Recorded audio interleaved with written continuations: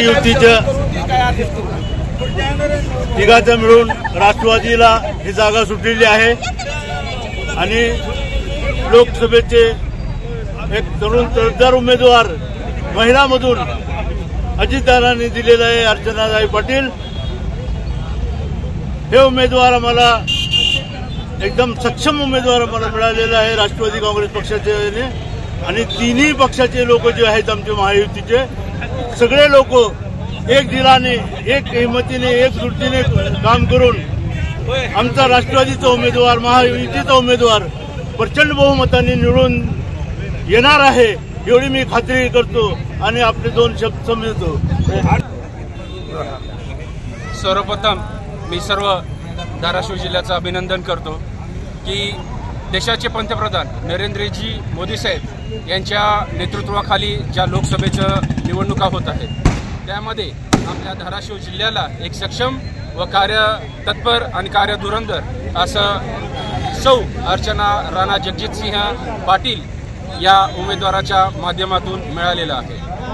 धाराशिव जिल्ह्यामधील जे काही मागील वर्षामध्ये भंगार चोरांचा सुळसुळाट निर्माण झालेला होता आणि विकासाची कामं जी रखडलेली होती ह्या सौ अर्चना राणा जगजितसिंह पाटील साहेब यांच्या उमेदवारीच्या माध्यमातून सर्व धाराशिवकरांच्या ज्या काही इच्छा आकांक्षा आहेत त्या नक्कीच पूर्णत्वाकडे जातील हा विश्वास आम्हा सर्व भारतीय जनता पार्टी, राष्ट्रवादी काँग्रेस पार्टी व शिवसेना शिंदे गट या संपूर्ण पदाधिकारी व कार्यकर्त्यांना निश्चितच आहे।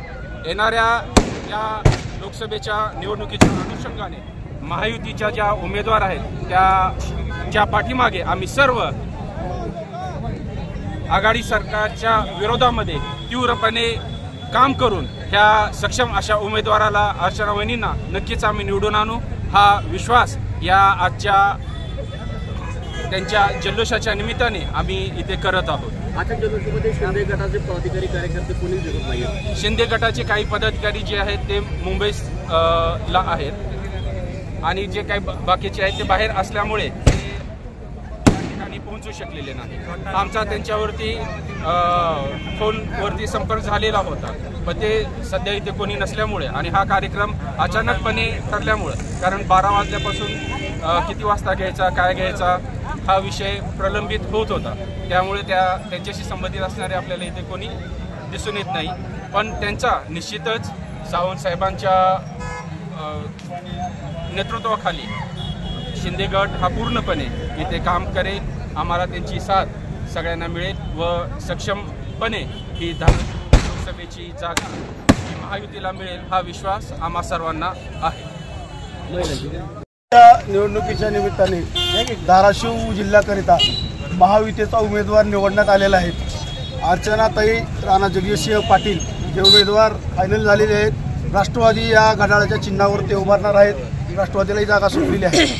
सर्व धाराशिवकरांचे मी अभिनंदन करू इच्छितो की इतके सुसंस्कृत आणि एक कायम सामाजिक कार्यात मग्न असलेल्या व्यक्ती आपल्याला एक खासदारकीसाठी इथं आपल्याला मिळालेले आहेत आणि तिन्ही पक्ष मिळून एक दिलाने त्यांचं काम करून प्रचंड बहुमताने त्यांना निवडून आणणार याबद्दल तिळमात्र शंका नाही। कारण या धाराशिवच्या राजकारणामध्ये ते काही नौके नाहीत, वर्षानुवर्ष त्यांनी काम करत आलेले आहेत। धाराशिव उस्मानाबाद हा जो जिल्हा आहे तो पहिल्यापासून या घराण्याने काम केलेला आहे। आमदार खासदार राहिलेले आहेत, काही स्वतः जिल्हा परिषद अध्यक्ष राहिलेले आहेत, उपाध्यक्ष राहिलेले आहेत आणि बहुमताने निवडून आले आहेत आणि वर्षभर ते सामाजिक कार्य त्यांचे चालू असतात ते लोकांना माहीत आहे। त्यामुळे आम्हाला विश्वास आहे की एक उत्कृष्ट आम्हाला नेतृत्व आणि खासदारकीचा उमेदवार मिळालेला आहे आणि जनता त्यांना प्रचंड मताने निवडून देणार याबद्दल आम्हाला तीळमात्रही शंका नाही।